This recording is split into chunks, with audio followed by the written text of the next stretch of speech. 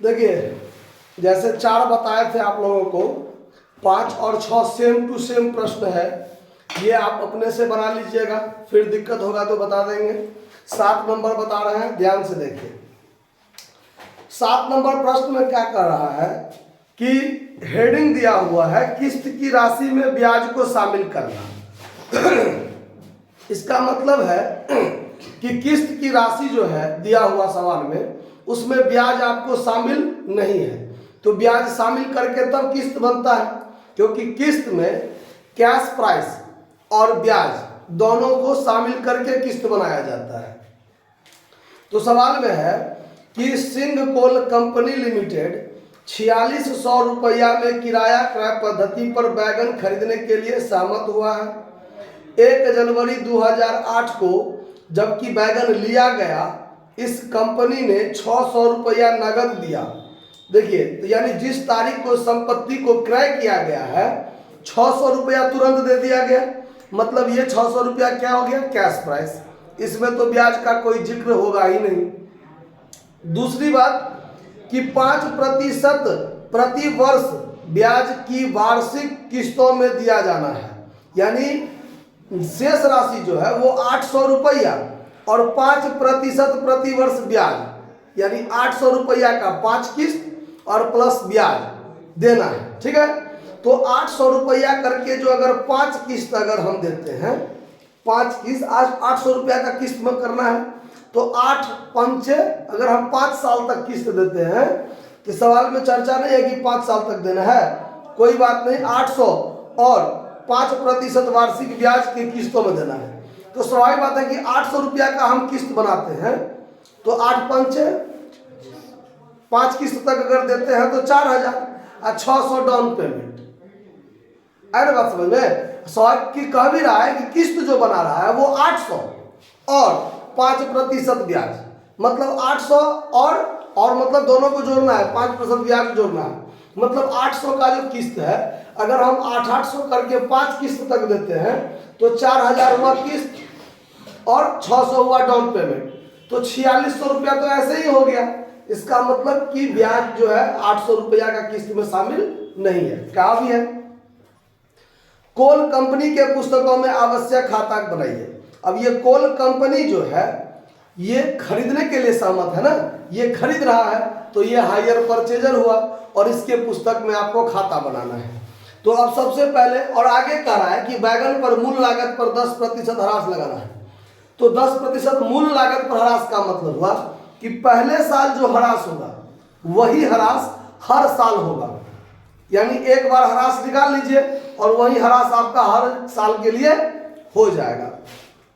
तो इसमें सबसे पहले आपको काम करना है calculation of interest. Calculation of interest कैसे करते हैं देखिए।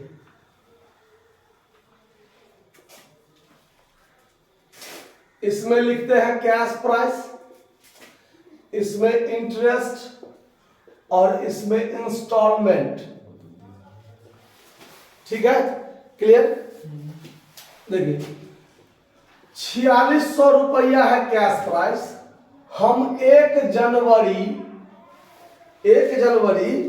2000 कब है 8 1 जनवरी 2008 को हम डाउन पेमेंट दे रहे हैं 600 रुपया। तो ये 600 रुपया इसमें से माइनस हो जाएगा, तो अब जो ब्याज लगेगा वो कितना पर? 4000 पर लगेगा। अब देखिए, अब ये वर्ष जब खत्म होगा, चूंकि 31 दिसंबर को वर्ष खत्म होता होगा, सवाल में कहीं नहीं कहा है, तो यही मानकर हम चलेंगे कि 31 दिसंबर 2008 को जब वर्ष खत्म होगा तो हम 4000 रुपया पर 5% ब्याज देंगे, तो ब्याज निकलेगा कितना? 200, और हमारा फर्स्ट किस्त जो बनेगा वो 800 में 200 को ब्याज शामिल कर लेंगे, तो 1000 का किस्त बनेगा। ठीक है, अब देखिए, अब इसमें से जो घटेगा कैश प्राइस में से कैश प्राइस ही घटेगा, तो इस दोनों में कैश प्राइस क्या है? 800 ना। अब यहां घटेगा 800 घटेगा तो कितना बचेगा? 3200।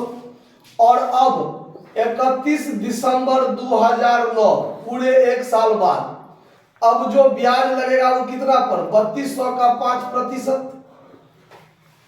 तो 160 रुपया निकलेगा। अब किस्त जो बनेगा 800 अब प्लस 160 ब्याज जोड़ के 960 का किस्त बनेगा। और यहां घटेगा कितना, मात्र 800। क्यों, तो कैश प्राइस में से कैश प्राइस घटेगा। कैश प्राइस है 800, 200 ब्याज, तब ना 1000 का किस्त हुआ है। इससे पिछले सवाल सब में किस्त दिया रहता था, तो किस्त में से ब्याज घटाकर तब कैश प्राइस निकालते थे, तो वो जो बचा था कैश प्राइस वो घटाते थे। लेकिन इसमें हम 800 घटाएंगे, समझ में आया बात। अब देखिए, अब यहां पर कितना बचेगा 2400। फिर एक साल बाद 31 दिसंबर 2010 जब पूरे साल बीत गया, तो अब किस तारीख पर ब्याज लगेगा 31 दिसंबर 2010 को, कितना पर 2400 पर। तो 2400 का 5% 120 रुपया। अब किस्त बनेगा 800 प्लस 120 मिलाकर 920। फिर यहां घटेगा 800, घटा दीजिए, बचेगा कितना 1600।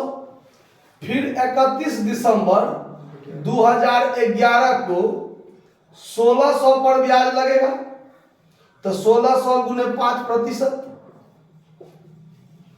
कितना होगा 80। किस्त बनेगा 800 प्लस 80 880। उसके बाद फिर इसमें से कितना घटेगा 800, बचेगा 800। अब 31 दिसंबर 2012, अब अंतिम किस्त में हम लोग पहले क्या करते थे, तो किस्त की राशि में से कैश प्राइस घटा देते थे तो ब्याज निकलता था, और किस्त में ब्याज शामिल रहता था। यहाँ जो 800 का किस्त है उसमें ब्याज की राशि तो शामिल है नहीं, तब तो अंतिम में ब्याज निकालना पड़ेगा ना हमको। इसीलिए यहाँ निकालना पड़ेगा 800 का 5% 40 रुपया, और हमारा किस्त बनेगा 800 में 40 जोड़ के 840 का किस्त बनेगा। और यहाँ 800 दे करके पेमेंट करके बात खत्म हो जाएगा, यानी यहाँ पर आपका कैलकुलेशन खत्म हो गया। समझ में आया बात। अब आपको डिप्रिसिएशन जो निकालना है, कैलकुलेशन ऑफ डिप्रिसिएशन, तो अब आपका ईयरली डिप्रिसिएशन होगा। ईयरली डिप्रिसिएशन यानी वार्षिक, ये आपको स्ट्रेट लाइन मेथड से यानी मेन कॉस्ट विधि से बनाना है। तो ये निकल जाएगा 4600 का 10% है, 10% ना, यानी 460 रुपया हर एक साल आपको हरास लगाना है। क्लियर बात, कोई दिक्कत। अब आपको बनाना है कि कोल कंपनी के पुस्तक में आवश्यक खाता, तो उसके पुस्तक में कितने खाते, 4 खाते बनाते हैं। पहला हायर वेंडर, फिर एसेट्स, फिर डिप्रिसिएशन और फिर इंटरेस्ट। 4 खाते बनाते हैं ना, चारों खाते आपको बारी बारी से बनाना है। तो यहां लिखते हैं हम लोग in the books of coal company, coal company जो कि आपका हायर परचेजर है, ठीक है। और इसके पुस्तक में हम बना रहे हैं hire vendor account, hire vendors account. तो हायर वेंडर का कोई नाम तो नहीं है कि किससे खरीदा है, नहीं दिया हुआ है, कोई बात नहीं। 5 साल का खाता है ना,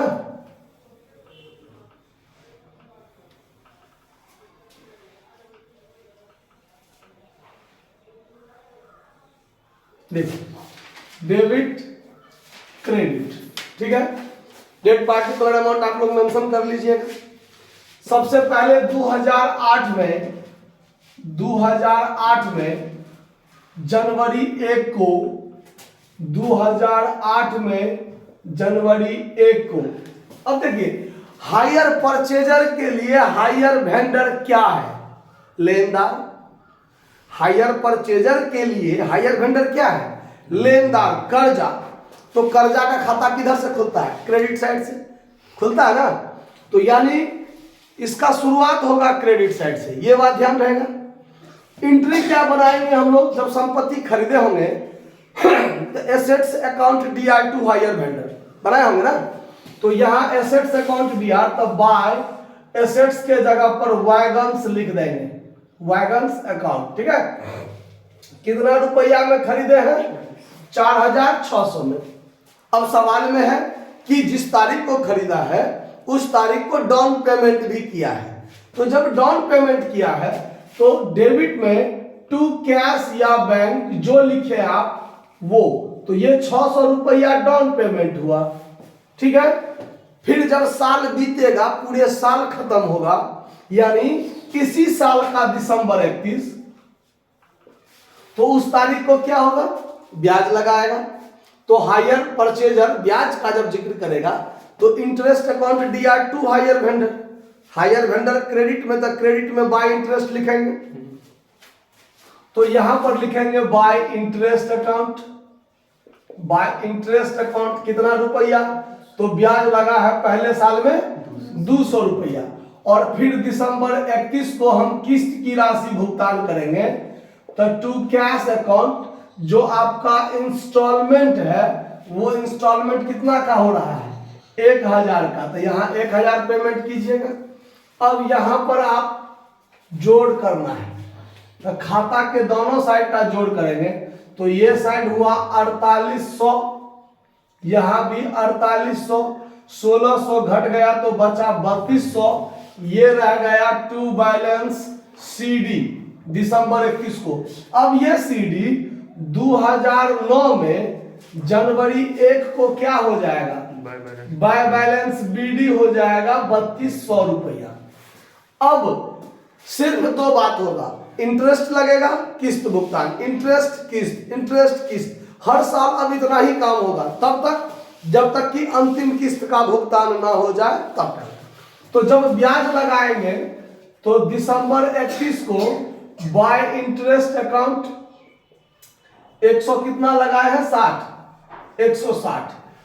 अब यहां पर टोटल कर दीजिए, तो ये हो गया 3360, यहां भी हो जाएगा 3360, और यहां 2009 में दिसंबर 31 को टू कैश अकाउंट किस्त का भुगतान करेंगे 960, और बाकी जो बचेगा 2400 वो रह जाएगा टू बैलेंस सीडी, जो अगले साल जाएगा 2010 जनवरी 1 को बाय बैलेंस बीडी 2400।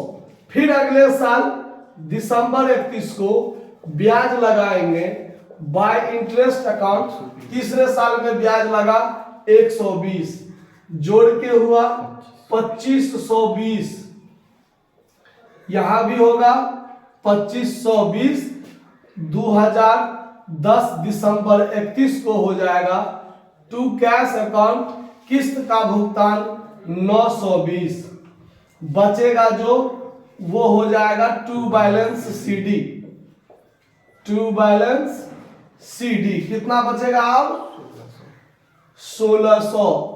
फिर 2011 जनवरी 1 को by balance BD, by balance BD 1600, फिर 80 लगेगा ब्याज बाय इंटरेस्ट अकाउंट, तो ये हो गया 1680, और 2011 दिसंबर 31 को टू बैंक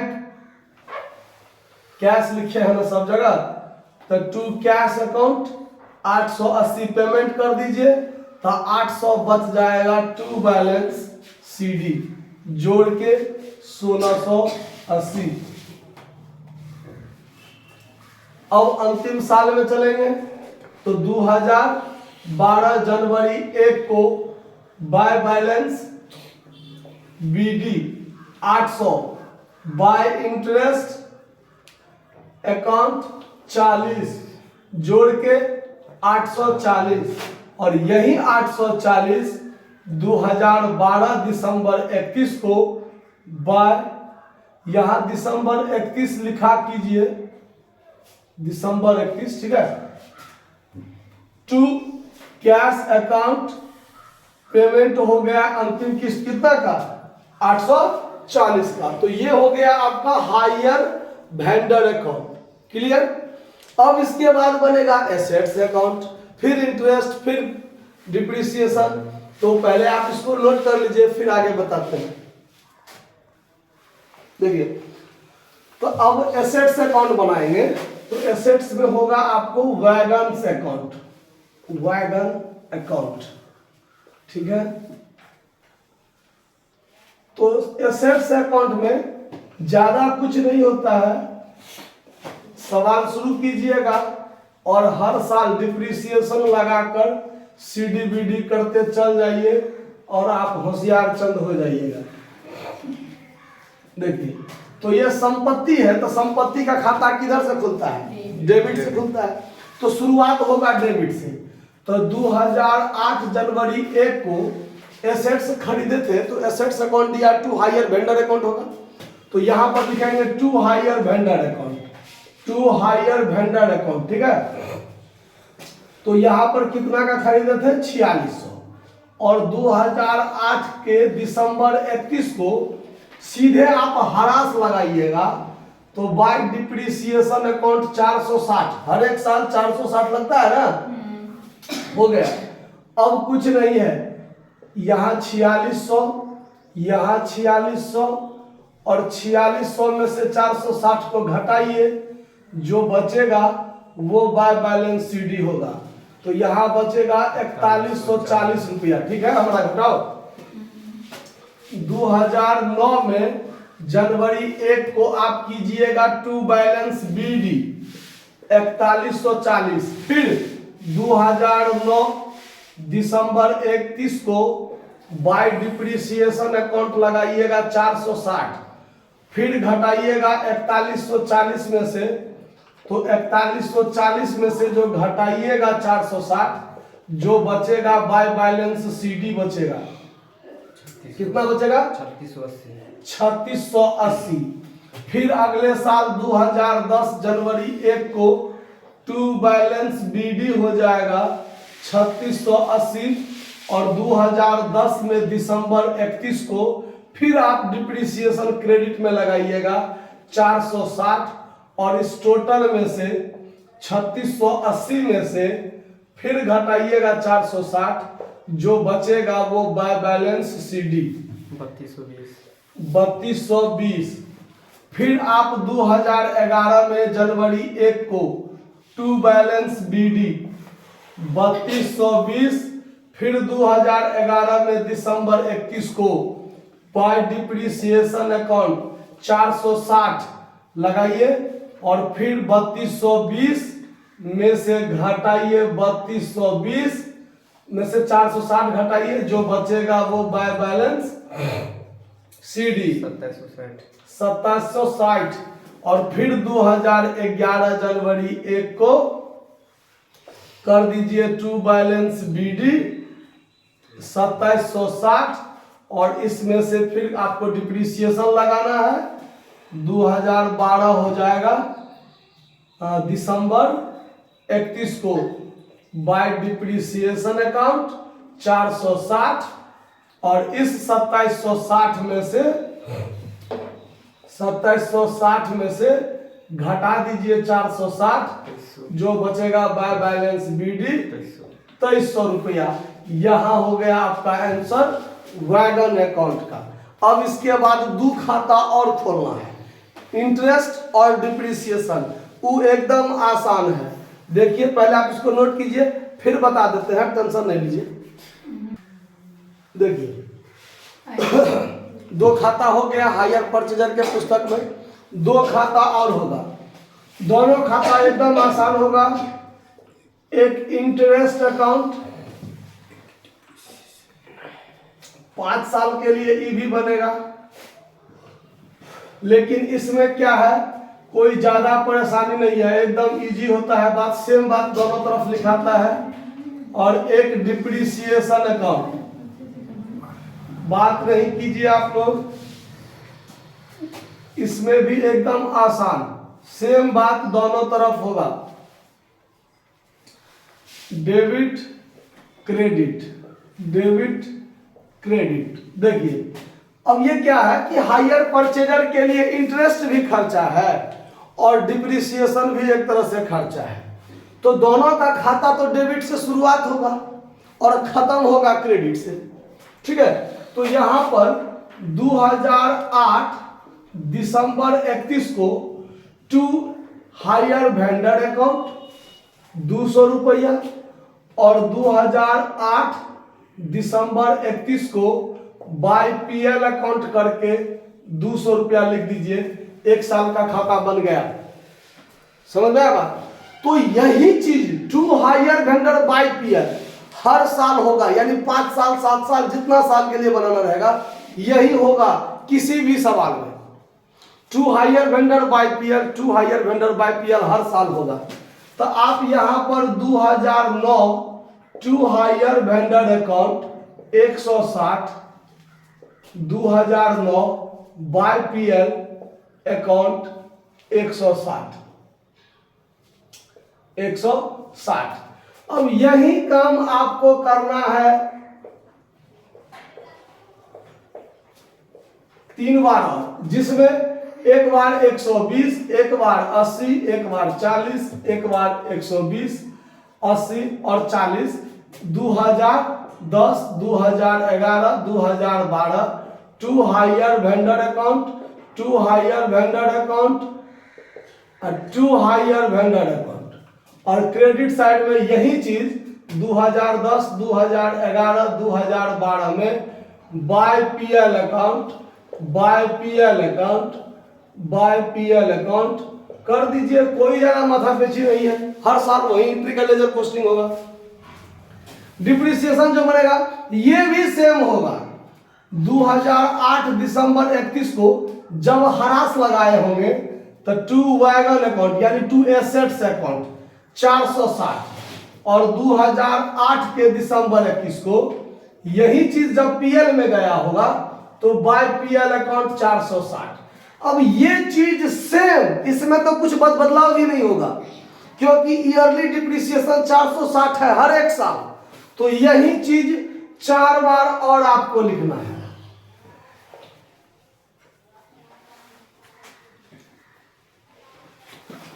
अमाउंट भी वही 460, 460, 460, 460, ऐसे ही काम बार बार करना है।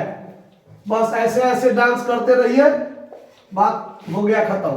ठीक है, यहाँ 2009, 2010, 2011, 2012 आपका तो कॉपी में लाइन भी खींचा होगा। यहाँ पर same to same to wagon by PL 2009 में 2010, 2009, 2010, 2011, 2012 by PL to wagon by PL, to wagon by PL, चारों साल कर दीजिए आप। ठीक है, हमको एक भी ना बचाना है, आप लोग बना लीजिए। समझ में आया ना? बना लीजिए ठीक से।